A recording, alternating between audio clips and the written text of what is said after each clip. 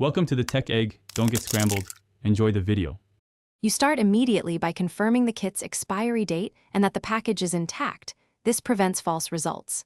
Once done, wash your hands thoroughly and dry them because cleanliness improves sample quality. Make sure the lancet, buffer dropper, and test cassette are on a clean, flat surface. Open the lancet just before use to keep it sterile. You'll also want a timer handy. Timing is critical for accurate readout, so set it now before you prick your finger.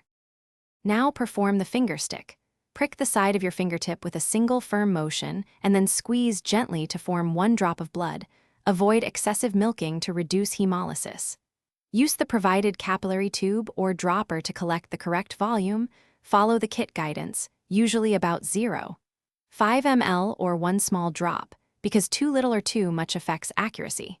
Once you dispense the blood into the cassette well, add the exact number of finish by reading the cassette within the kit's specified time window because results outside that window are unreliable. Make sure the control line appears. It confirms the test worked. A second line with the control indicates a positive result, while only the control line indicates negative. If the control line is absent or the test looks smeared, stop. This is invalid.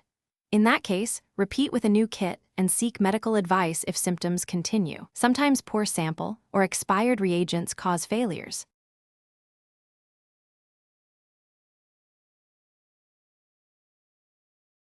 Thanks for watching. Consider subscribing if I helped unscramble your problems.